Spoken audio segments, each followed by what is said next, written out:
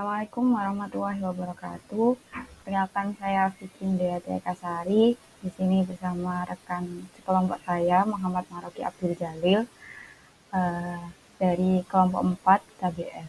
Nah, di sini kami akan mempresentasikan progres dari penugasan ETS dan untuk topik yang kami ambil yaitu Goalmis with Coin using BFS and Genetic Algorithm.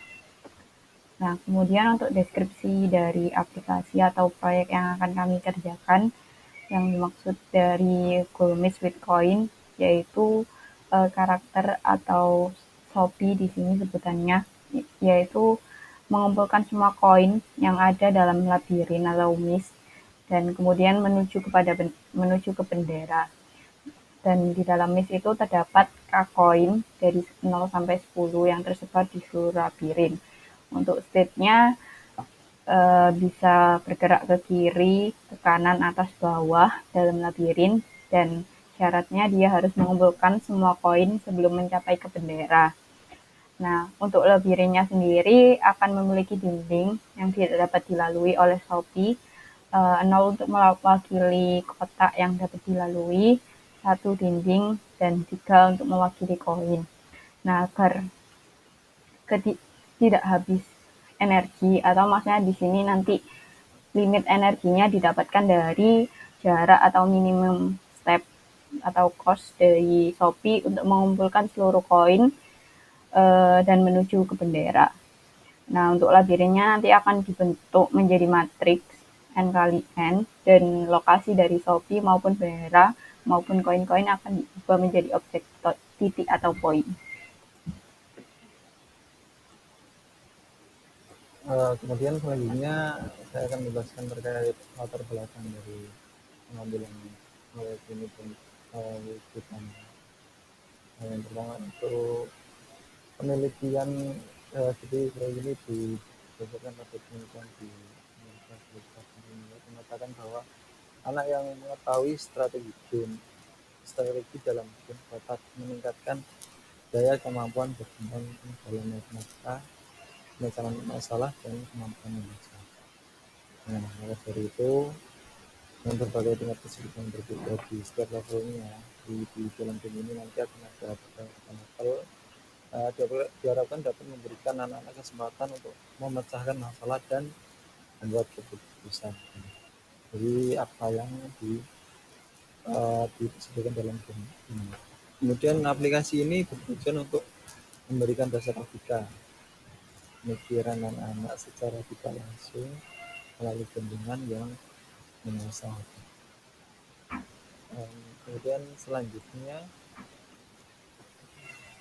itu terkait penjelasan algoritma yang kami pakai dalam membuat game ini. Sebenarnya algoritma yang kami pakai sesuai dengan apa yang telah diajarkan dalam mata kuliah kecerdasan buatan itu diterapkan pada penentuan solusi paling optimal. Jadi di setiap levelnya nanti akan ada solusi optimal, sehingga akan ada parameter sebenarnya seberapa jauh sih ketepatan langkah yang telah dilakukan oleh pengguna game ini dibandingkan dengan solusi optimalnya. Apakah sudah paling optimal, maka jika memang langkah yang dilalui atau langkah yang dijalankan oleh pengguna untuk menyelesaikan game ini sesuai secara kuantitasnya dengan langkah optimal yang telah ditentukan algoritma, maka langkah yang dilakukan oleh user itu termasuk dalam kategori berhasil atau optimal. Nanti parameternya untuk menentukan optimal tidaknya yaitu dari skor yang didapat. Nah, penjelasan algoritmanya itu yang pertama membuat sebuah matriks, di mana matriks ini merepresentasikan jalur yang dapat dilalui pada pola yang diberikan dalam game. Nanti gambaran polanya akan lebih jelas ketika melihat pada mock-up-nya.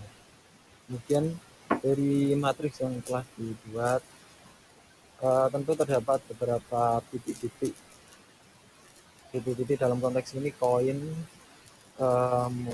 Shopee atau monsternya, kemudian bendera, di mana titik-titik tersebut merupakan sebuah node yang jika direpresentasikan dalam sebuah graf yang dihubungkan, yang dapat dihubungkan dengan fx, di mana penghubungan ini yaitu berupa shortest path antar kedua node. Node-nya itu tadi koin, Shopee, itu sendiri. Kemudian yang terakhir dari path atau jalur terpendek antar kedua node tadi ditentukan minimum steps-nya. Jadi untuk melalui secara keseluruhan node itu ada berapa step minimal.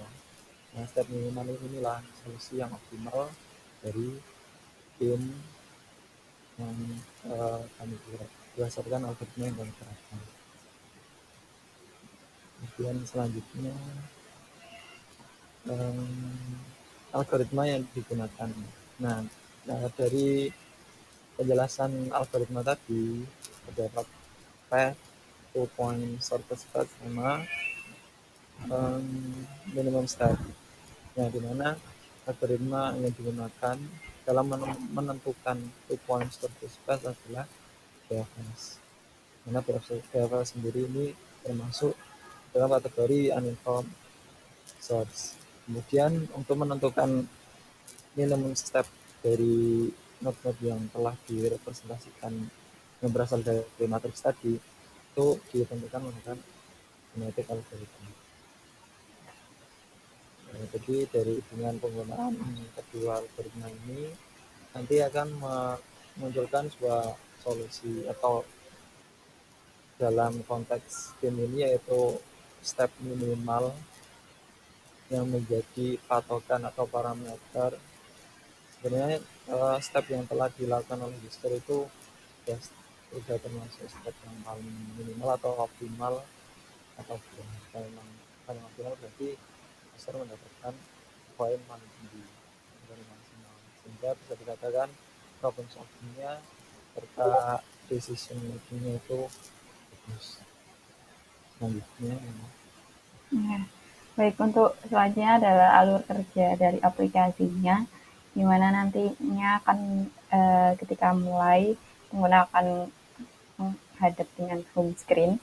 Nah, dari situ jika memang ingin memulai permainan, maka akan selanjutnya ditampilkan level selector screen, atau di sini pengguna bisa memilih level yang akan dimainkan.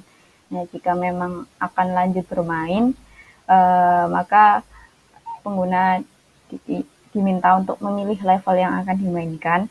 Nah, dari setiap level itu algoritma tadilah yang akan digunakan, yaitu menentukan jarak shortest path yang dimana nantinya di game ini sebagai batas energi untuk shoppingnya dan di goal miss pada level tersebut. Nah, kemudian selanjutnya yaitu menampilkan game screen. Jika Kemudian jika itu berhasil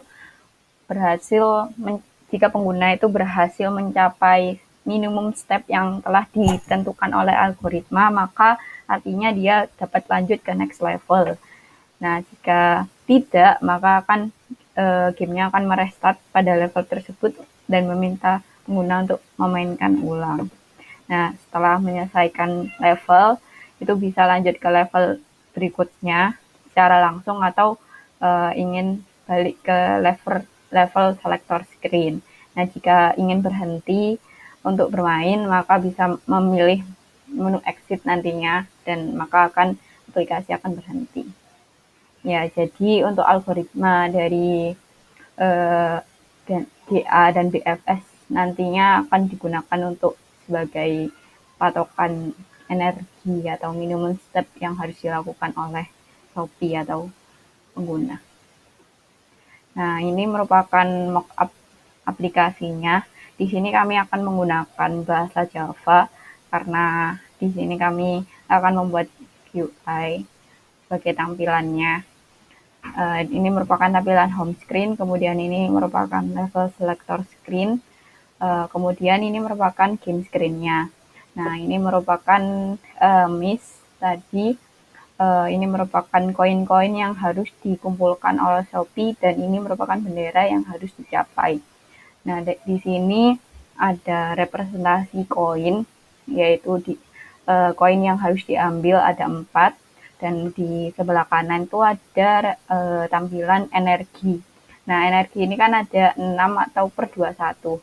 Artinya itu nantinya Shopee-nya sudah melangkah 6, sudah menghabiskan kos 6 dengan maksimal limit kos untuk step limit limit Shopee-nya untuk melangkah itu adalah 21. Nah, dari mana angka 21 ini didapat?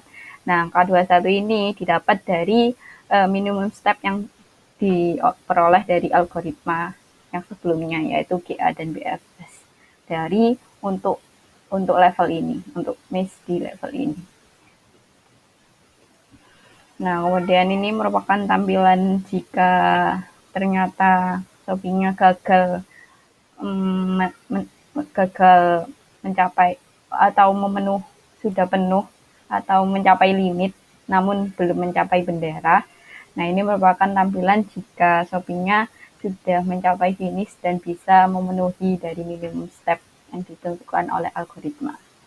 Nah, yang terakhir ini merupakan tampilan tambahan jika Shopee atau pengguna bisa menyelesaikan semua level di game tersebut. Ya, untuk tadi itu merupakan progres dari kami untuk ETS-KPF ini. Selanjutnya akan kami lanjutkan progresnya untuk ke codingan atau programnya yang diimplementasikan ke dalam UI juga. Assalamualaikum warahmatullahi wabarakatuh. Terima kasih.